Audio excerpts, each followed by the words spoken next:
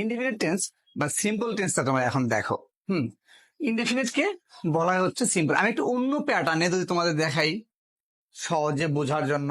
Mainly তোমাদের প্রয়োজনটা কি? বোঝা। তো কোন ওয়েতে, কোন ট্রিক্স, কোন মেথড আমরা ফলো করব, কোন প্রসেসটা আমরা ফলো করে বুঝবো, এটা হচ্ছে মেইন জিনিস। আচ্ছা, আসো। ইনডেফিনিট কে বলা হচ্ছে সিম্পল। কেন সিম্পল বলে? পৃথিবীর ইনডেফিনিট বাংলা সাধারণ, সিম্পলের বাংলাও সাধারণ। পৃথিবীর সবচেয়ে সিম্পল সেন্টেন্স গুলোর গঠন যেমন হবে, ইনডেফিনিটের গঠনও তেমনই হবে। আচ্ছা, পৃথিবীর সবচেয়ে সিম্পল সেন্টেন্সের গঠন আমি তোমাকে বলি যে স্যার পৃথিবীর সবচেয়ে সিম্পল সেন্টেন্সের গঠন কি? তুমি বলবো স্যার আই রাইস, বা আই এম এ বয়, বা মাই নেম ইজ অমুক, মাই নেম ইজ সুমন, এই ধরনের ঘটনাগুলো। তো সেগুলোর গঠন কি? সেগুলোর গঠন হচ্ছে সাবজেক্ট, একটা ভার্ব, আর একটা অবজেক্ট। সাবজেক্ট, ভার্ব আর অবজেক্ট, এটা হচ্ছে শুধু ইনডেফিনিট টেন্সের গঠন।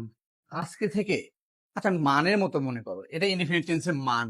সাবজেক্ট, ভার্ব আর অবজেক্ট। ইনডেফিনিট টেন্স তিনটা হবে। একটা হচ্ছে প্রেজেন্ট ইনডেফিনিট বা সিম্পল প্রেজেন্ট, একটা হচ্ছে পাস্ট ইনডেফিনিট বা সিম্পল পাস্ট, একটা হচ্ছে ফিউচার ইনডেফিনিট বা সিম্পল ফিউচার। আচ্ছা, এখন আসো সিম্পল ফিউচার। ইনডেফিনিটের মান বসাচ্ছি, তাহলে প্রেজেন্ট পাস্ট ফিউচার এগুলো মনে হয় নাই। আচ্ছা, আমি দাঁড়াই গেলাম প্রেজেন্ট পাস্ট ফিউচারের সামনে। এখানে এখানে কি পড়ে আছে? এখানে কি আছে? আছে ইনডেফিনিট। তাহলে ইনডেফিনিটের মান বসাচ্ছি, গণিতের মান বসাচ্ছি। হ্যাঁ, ইনডেফিনিটের মান কি? সাবজেক্ট, ভার্ব, অবজেক্ট বসাই দিলাম। Subject, verb, object. এটাও কি? এটাও ইনডেফিনিট। তাহলে এর মানটাও বসাই দিই। এর মানটাও কি হবে? সাবজেক্ট, ভার্ব আর হচ্ছে অবজেক্ট। এটাও কি? ইনডেফিনিট। এর মানটাও কি হবে? Subject plus verb plus object. আচ্ছা, এখন ভার্বের কয়টা ফর্ম তোমরা আগে থেকে জানো?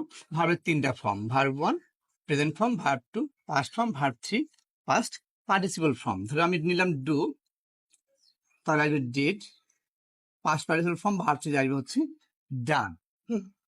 আচ্ছা, এটা কি ইনডেফিনিট? প্রেজেন্ট। তোমাদের তো বলা আছে যে প্রেজেন্টের প্রেজেন্ট ফর্ম, পাস্টে পাস্ট ফর্ম। তাহলে প্রেজেন্ট ইনডেফিনিট তুমি নিয়ে ফেললে হচ্ছে ভার্ব 1। এক্সাম্পল যদি লেখো, তাহলে আই লার্ন ইংলিশ, আমি ইংলিশ শিখি। সে ইংলিশ শিখে। আমি কাজটি করি, সে কাজটি করে। এগুলো সব। আমি খাই, সে খায়, আপনি খান। এগুলো সব প্রেজেন্ট ইনডেফিনিট টেন্স। আচ্ছা, এটা কি ইনডেফিনিট? পাস্ট। তোমরা তো জানো প্রেজেন্টে প্রেজেন্ট ফর্ম, পাস্টে কি ফর্ম? পাস্টে কি প্রেজেন্ট ফর্ম নিব? পাস্টে পাস্ট ফর্ম নিব না? আচ্ছা, পাস্টে পাস্ট ফর্ম, এই যে এখান থেকে নিয়ে আসলাম পাস্টে পাস্ট ফর্ম। তাহলে এখানে ভার্ব 2 লাগাই দিলাম। আচ্ছা, এখন আমি এটারই এক্সাম্পল লিখলাম, আই লার্ন। তাহলে আই লার্নড ইংলিশ, আমি ইংলিশ শিখলাম। আমি খাইলাম, সে খাইলো, সে গেল।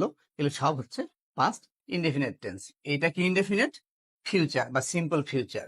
আচ্ছা, ফিউচারে কাকে যোগ করতে বলছি তোমাদের? ফিউচারে তোমাদেরকে যোগ করতে বলেছিলাম শ্যাল অথবা উইল। আর একটা আমরা জানি মনে করে রাখো। আমরা জানি, উই নো দ্যাট। কয়েকটা আমরা জানি আছে, প্রায় 20-22টা আমরা জানি আছে। এই আমরা জানিগুলো তো তুমি মনে রাখতে পারো, আমরা জানিগুলো তোমার মনে রাখতে পারো আমার মনে হয়, তাহলে তোমার রাইট ফ্রম ভার্বস এর একটা টপিক আছে। আমরা জানি এগুলো দিয়েই ইনশাল্লাহ আমি তোমাদের করাই ফেলবো। আমরা জানি দিয়েই রাইট ফ্রম ভার্বসটাও করাই ফেলবো।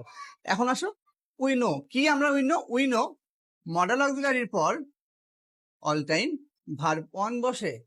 মডেলের পর অল টাইম কি বসে? Verb 1। Shall will modal auxiliary, তাহলে এরপর অল টাইম বসবে হচ্ছে ভার্ব 1। তাহলে আই শ্যাল লার্ন ইংলিশ। আরেকবার শুনবা?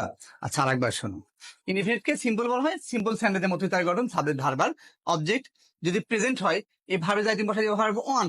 যদি পাস্ট হয় এই ভার্বে যাই তুমি বসাই দিও ভার্ব 2। আর যদি ফিউচার হয় তাহলে সাবজেক্ট, আমি বলেছি তোমাদেরকে আগে, কোনো ভার্বকে ফিউচারে প্রকাশ করতে চাইলে সেই ভার্বটার আগে শ্যাল অথবা উইল ইউজ করতে হয়। তাহলে এই যে ভার্বটার আগেই তুমি ইউজ করলে শ্যাল অথবা উইল। আশা করি টেন্সের সকল কিছুই তোমাদের জানা হয়ে